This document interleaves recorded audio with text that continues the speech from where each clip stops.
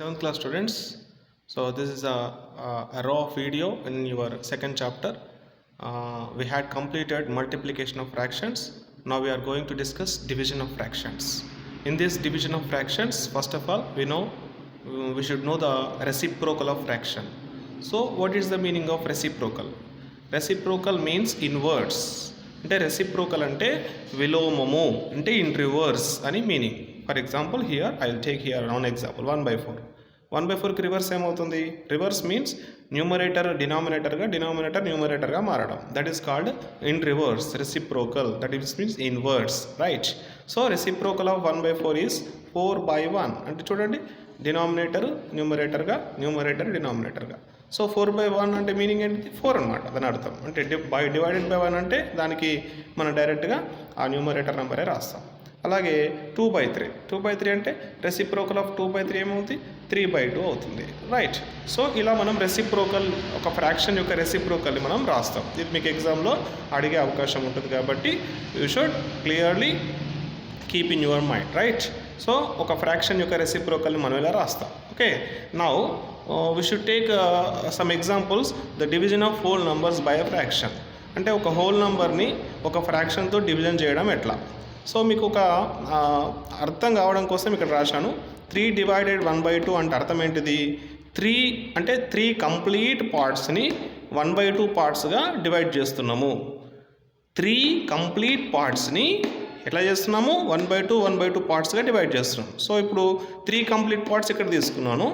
దాన్ని 1/2 చేస్తే ఎన్ని హాఫ్ పార్ట్స్ ఉన్నాయి చూడండి. 1 2 3 4 5 6, రైట్? సో టోటల్ 1/2 పార్ట్స్ ఎన్ని ఉన్నాయి? 6 ఉన్నాయి. సో అది దీని అర్థం. కాబట్టి అది లెక్క ప్రకారము క్యాలిక్యులేట్గా ఎట్లా చేస్తామో చూడండి. ఇక్కడ చూడండి, 3 డివైడెడ్ బై 1/2ని దట్ ఈజ్ ఈక్వల్ 3 అని అలాగే రాశాను.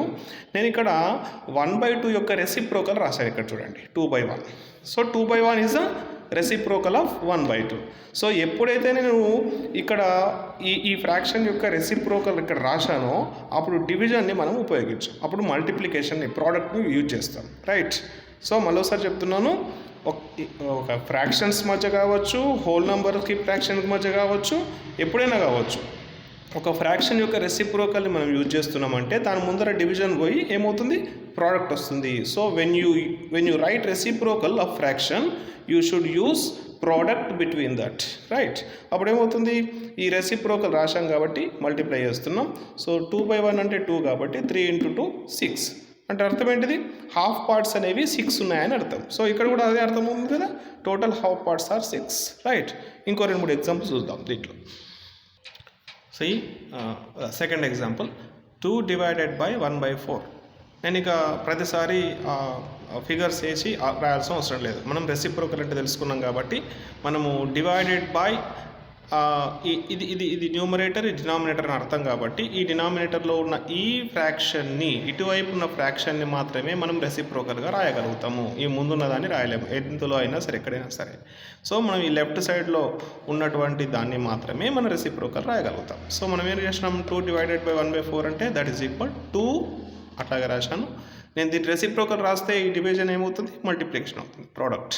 సో చూడండి, 1/4 ఉండే ఇక్కడ 4/1 అయింది. So that means we have right reciprocal of 1/4 here. That's why we use product or multiplication in between these two, right? So now what is that? 4/1 means 4. So 2 × 4 8. So the answer is 8. So same here, 3 divided by 2/5. 3 divided by 2/5 means 3 division kasta we should change the multiplication. So that's why we should write 2/5, the reciprocal of 2/5, that is 5/2.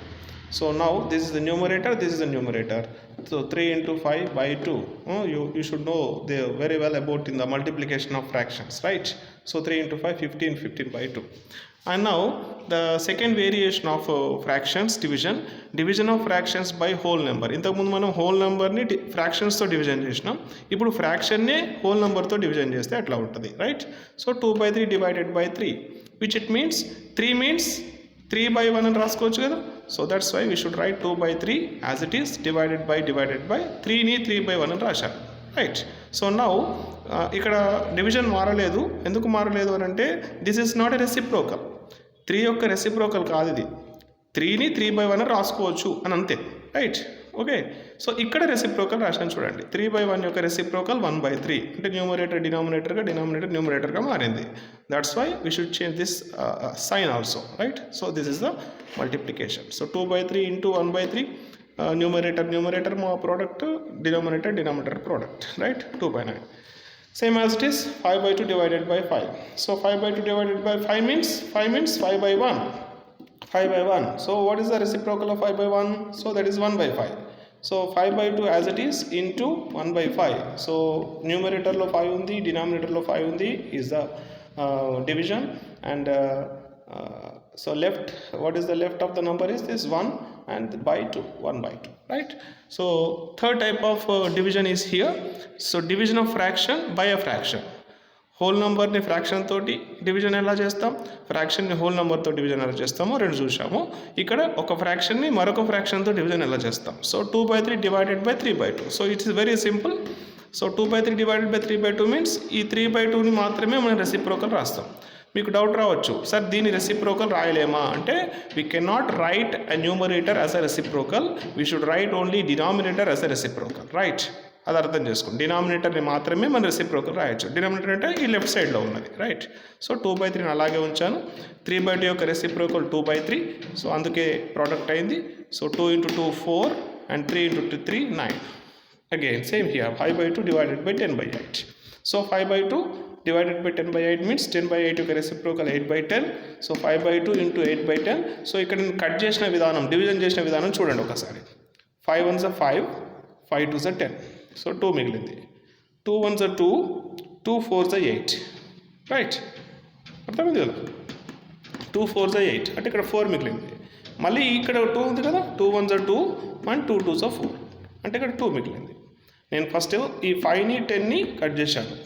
5 1 5 2 2 times. So ఇప్పుడు ఏం మిగిలింది, ఇక్కడ 2 ఉంది, ఇక్కడ 2 ఉంది, ఇక్కడ 8 ఉంది. మళ్ళీ ఏం చేశాను, ఈ 2 తోటి 8 కట్ చేశాను, ఎందుకంటే 2 టేబుల్ 2 పోతాయి కదా. సో ఎప్పుడు కానీ న్యూమరేటర్ డినామినేటర్ని మాత్రమే ఒకటే టేబుల్లో కట్ చేస్తాం. అందుకే 5 న్యూమరేటర్లో ఉంది, 10 డినామినేటర్లో ఉంది. సో అలాగే ఇప్పుడు 2 1s are 2, 2 4s are 8 అంటే దీన్ని కట్ చేస్తే 4 వచ్చింది. ఇప్పుడు ఏం మిగిలింది మరి, ఇక్కడ 2 అయిపోయింది, ఇక్కడ 4 మిగిలింది. సో ఇక్కడ 2 ఉంది, మళ్ళీ ఈ 2 ఈ 4 రెండు కట్ అవుతాయి కదా. 2 1s are 2, 2 2s are 4, right. So చివరికి మిగిలింది 2, ఇంకేం లేవు కట్ చేయడానికి. So 1 × 2 by 1 × 1. So 2 1s are 2 by 1. 2/1 means 2, right. So this is a division of fractions, my dear children. I hope you all understand. So దీన్ని ఆధారంగా చేసుకొని next exercise మీరు చేయండి. ఎక్సర్సైజ్ ఏంటి అంటే ఆ number, that is exercise 4. So దీంతో fractions సంబంధించినటువంటి అయిపోయినాయి. మన టాపిక్లో ఫ్రాక్షన్స్ తర్వాత డెసిమల్స్ ఉన్నాయి కాబట్టి we should go for decimals next video, right. So if you don't have an understand, so please comment what is your problem in comment box, okay, right. So exercise 4 complete చేయండి.